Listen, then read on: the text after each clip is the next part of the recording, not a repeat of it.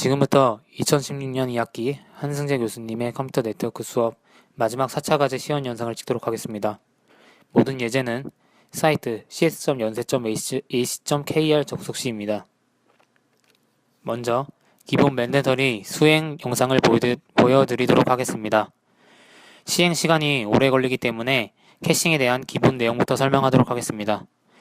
캐싱은 서버로부터 받은 응답 데이터를 프록시 서버가 클라이언트에게 전해주기 전에 캐시라는 빠른 메모리에 복사하고 보내는 것입니다. 따라서 나중에 클라이언트가 요청하는 데이터가 캐시에 저장되었을 경우 프록시 서버는 서버와의 통신을 하지 않고 바로 클라이언트에게 응답 데이터를 전송할 수 있기 때문에 성능 향상으로 이어집니다. 즉, 불필요한 프록시 서버와 서버 간 통신을 최대한 줄이기 때문에 성능이 좋아지는 것입니다. 하지만 캐시 메모리 공간은 한계가 있습니다. 따라서 메모리 공간을 효율적으로 사용하기 위해 다양한 스케줄링 방법을 이용합니다. 보통 만든 사람에 따라 정책이 다르지만 보통 TTL과 LRU를 이용합니다. 먼저 TTL은 캐시에 저장된 응답 데이터가 일정 시간이 지나면 자동으로 삭제되게 하는 것입니다.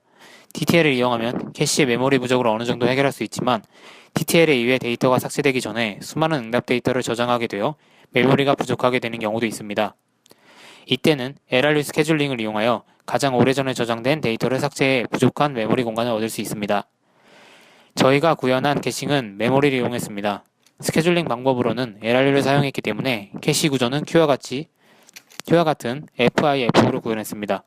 즉, 캐시의 공간이 부족하면 LRU와 같이 가장 먼저 들어간 데이터가 새로운 데이터의 크기를 받아들일 수 있을 때까지 팝되고 그 다음 새로운 데이터가 들어가게 됩니다. CSS 사이트에 처음 접속할 때 걸린 시간은 약 55.47초로 상당히 오래 걸립니다. 하지만 두 번째 다시 접속할 경우 프록시 서버에서 캐싱된 데이터를 보내게 되어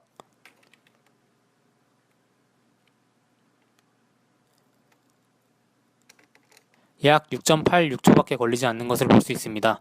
또 캐시 히트라는 내용이 로그에 출력되는 것도 확인할 수 있습니다. 다음은 컴프레션입니다.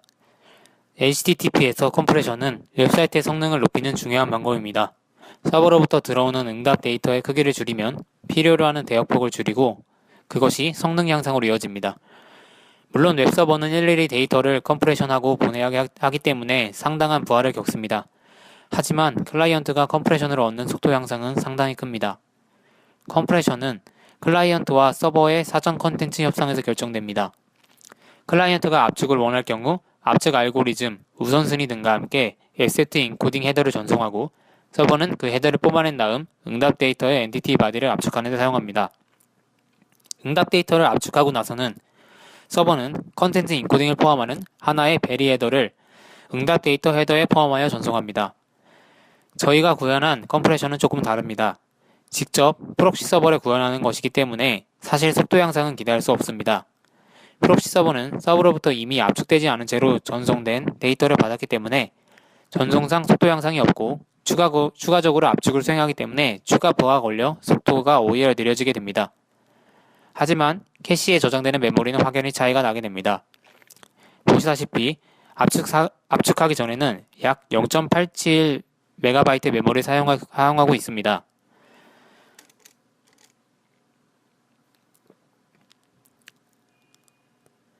하지만 이번에는 컴프 플래그를 주어 다시 한번 실행해 보도록 하겠습니다.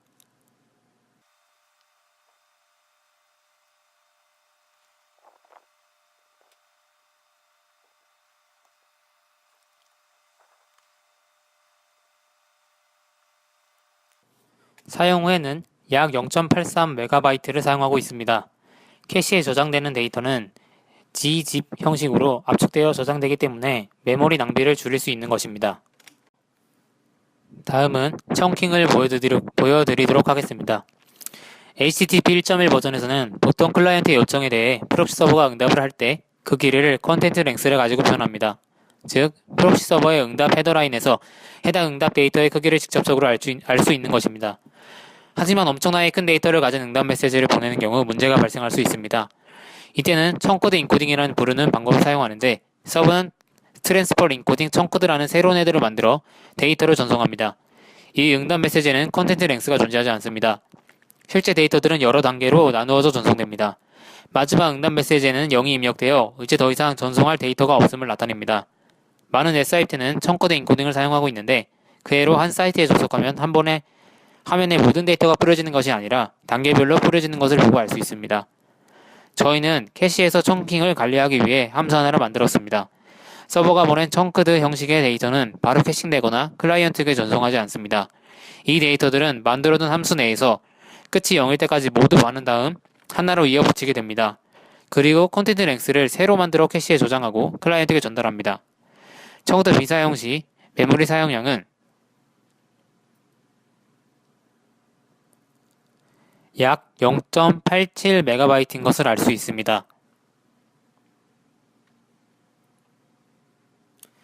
다음으로는 청크드 사용을 하여 영상을 찍도록 하겠습니다.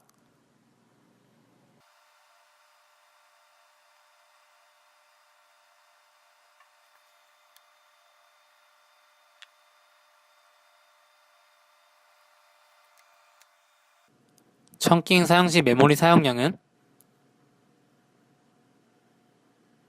약 0.87MB인 것을 알 수 있습니다. 미사용 시와 사용 시 메모리 사용량에 큰 차이가 없는 것을 알 수 있습니다. 이는 청크드 응답 메시지가 거의 없기도 하고 이 모든 응답 메시지의 엔티티 바디를 합친다 해도 단지 응답 메시지의 헤더 몇 개만 삭제되기 때문에 큰 차이를 보지 못하는 것입니다. 하지만 청킹을 적극적으로 사용하는 웹사이트라면 큰 차이를 볼 수 있을 것입니다. 다음은 지속 연결입니다. 지속 연결은 전에 프록시 서버 간 이루어졌던 연결을 끊지 않고 재사용함으로써 성능 향상을 가져놓은 방법입니다. 즉, 프록시 서버 간 소켓 재사용으로 프록시 서버와 서버가 연결할 때 걸리는 부하량을 줄일 수 있기 때문에 성능 향상으로 이어집니다. 사실 지속 연결은 프록시 서버 내에서 프록시 서버가 연결을 끊지 않아도 끊어질 수 있습니다. 서버는 일정 시간 동안 프록시 서버가 응답이 없다면 자동으로 소켓 연결을 끊습니다. 프록시 서버에서 연결을 끊지 않았지만 커넥션 헤더가 keep alive가 아니라 연결을 끊긴 상태라면 프록시 서버가 일정 시간이 지나도 응답이 없었기에 연결이 끊은 것입니다. 저희는 일케이스 내에 HTTP 1.1 프로토콜과 커넥션 keep alive 헤더를 확인하고 PC 옵션이 콘솔에 입력되어 있는지 확인한 후에 지속 연결을 적용했습니다. PC가 입력된 경우에는 파이썬 딕셔너리형 변수를 이용하여 키에는 서버의 소켓, 밸류에는 서버의 호스트 포트 형식으로 저장했습니다. 그리고 딕셔너리형 변수에 키 안에 있는 서버 소켓이 저장된 경우에는 소켓을 새로 만들지 않았으며 커넥션 요청을 보내지 않고 해당 소켓을 딕셔너리 변수 내에서 꺼내 사용합니다.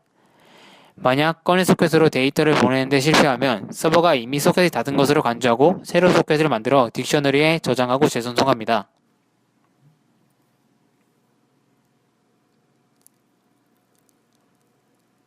먼저 지속 연결 비적용 시 약 58.36초가 걸린 것을 확인할 수 있습니다. 다음으로는 지속 연결을 적용하여 수행 시간을 알아보도록 하겠습니다.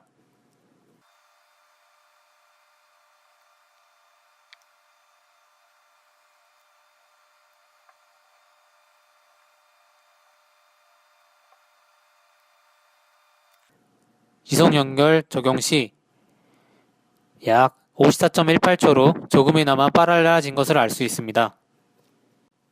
다음으로는 캐시의 용량을 작게 설정하여 LRE에 의해 캐시에 저장되는 데이터가 삭제되고 추가되는 영상을 찍도록 하겠습니다. 처음에는 캐시 용량이 충분하여 캐시 미스만 나타나고 캐시에 추가되는 영상만 나타납니다. 하지만 후에 로그를 보면 리무브드와 애드가 등장하게 되는데 이는 캐시 용량이 부족하여 LRU에 의해 가장 오래된 캐시에 저장된 데이터가 삭제되고 새로운 캐시 데이터가 추가되기 때문입니다.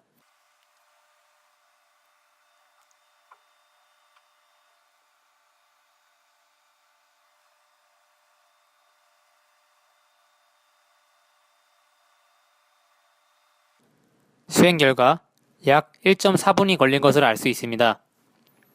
앞에서 실행한 예제에서는 약 56초에서 8초 사이가 걸린 것을 확인하면 상당히 오래 걸리는 것을 알 수 있습니다.